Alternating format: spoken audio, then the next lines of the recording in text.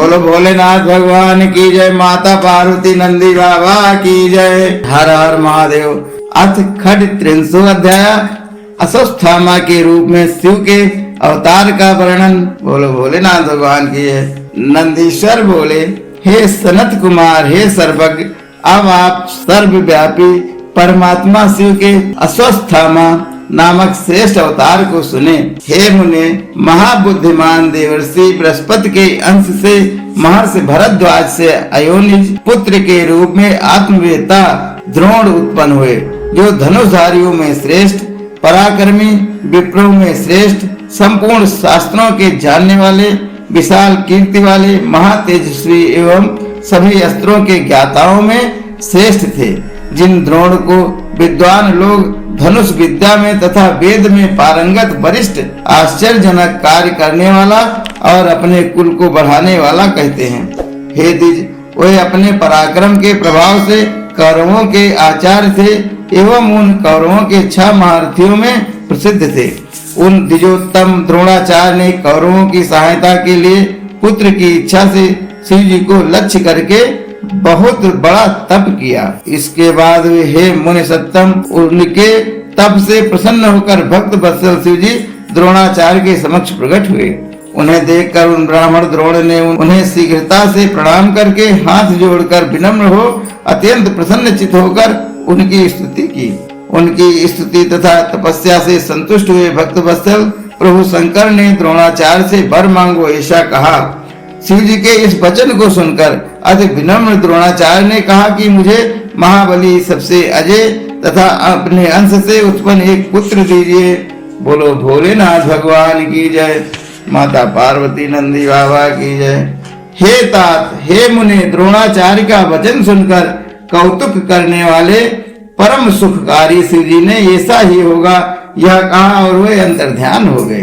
द्रोणाचार्य भी निशंक हो प्रसन्नता पूर्वक अपने घर लौट गए और उन्होंने वहाँ सारा वृतांत अपनी स्त्री से प्रेम पूर्वक कहा। इसके बाद अवसर पाकर हुए सर्वांतक प्रभु रुद्र अपने अंश से द्रोण के महाबलवान पुत्र के रूप में उत्पन्न हुए। बोलो भोलेनाथ भगवान की जय, माता पार्वती नंदी बाबा की जय। हे मुनि, वे पृथ्वी पर अश्वत्थामा नाम से विख्यात हुए। वे महान वीर थे। उनकी आंखें कमल पत्र के समान थी और वे शत्रु पक्ष का विनाश करने वाले थे। ये महाबली अश्वत्थामा महाभारत के संग्राम में पिता की आज्ञा से कौरवों के सहायक के रूप में प्रसिद्ध हुए। उन महाबली अश्वत्थामा का आश्रय लेने के कारण ही महाबलवान भीष्म आदि कौरवगण देवताओं के लिए भी अजय हो गए। उन्हीं से भयभीत होने के कारण पांडव लोग कौरवों को जीतने में अपने को असमर्थ पा रहे थे और परम बुद्धिमान तथा महान वीर होकर भी अश्वत्थामा के भय से असमर्थ हो गए। तब श्री कृष्ण के उपदेश से महाबली अर्जुन ने शिव की कठोर तपस्या उनसे अस्त्र प्राप्त करके उन कौरवों पर विजय प्राप्त की। हे मुने, उस समय महादेव के अंश से उत्पन्न हुए उन अश्वत्थामा ने कौरवों की भक्ति से प्रसन्न होकर उनके वशीभूत होकर युद्ध में यत्न पूर्वक शिक्षित पांडव पुत्रों का विनाश करके अपना प्रताप दिखाया। श्री कृष्ण आदि महावीर बलवान शत्रु भी उनके बल को रोक नहीं सके। पुत्र के शोक से संतुष्ट अर्जुन को श्री कृष्ण के साथ रथ से अपनी ओर आता हुआ देखकर वे भाग खड़े हुए। अश्वत्थामा ने अर्जुन पर ब्रह्मशिर नामक अस्त्र का प्रहार किया।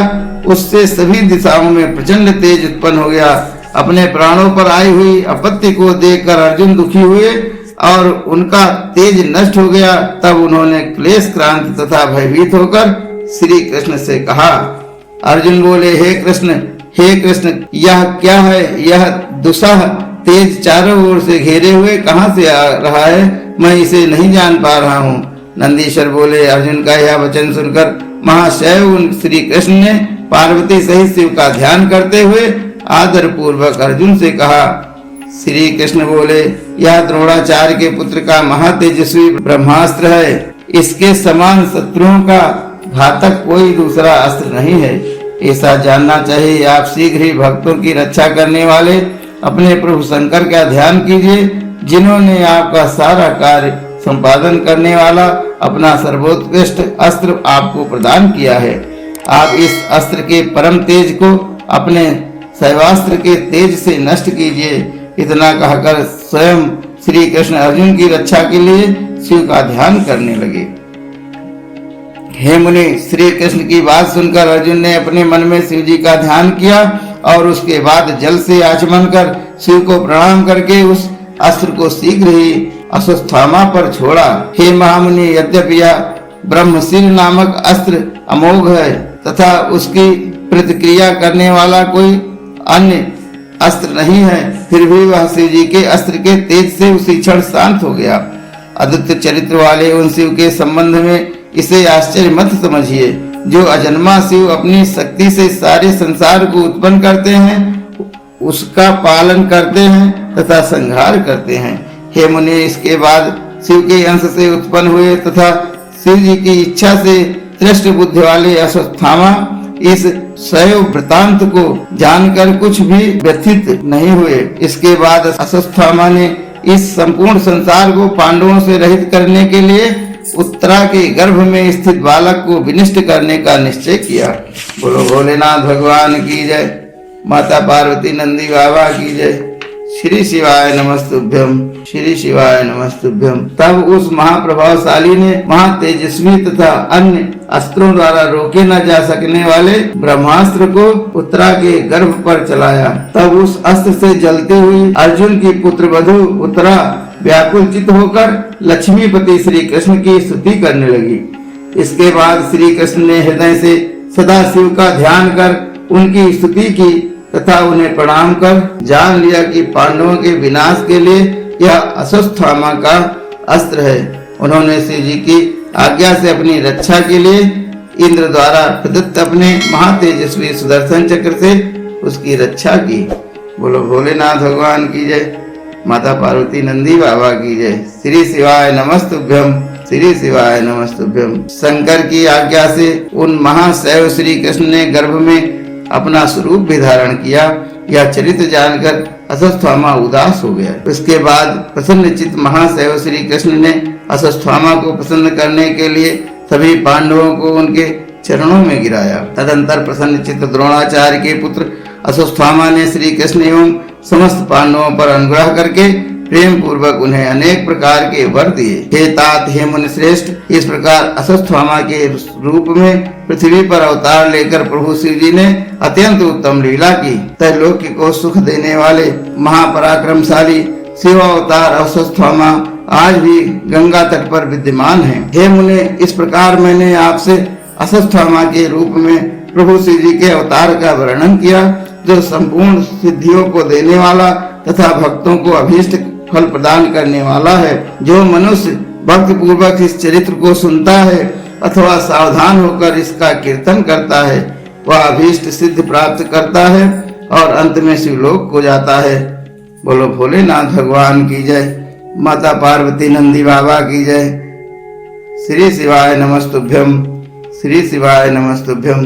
हर खाली न जाता कोई दर से तुम्हारे, खाली न जाता कोई दर से तुम्हारे। मैं भी खड़ी हूँ नन्हे बाहें पसारे, मैं भी खड़ी हूँ नन्हे बाहें पसारे।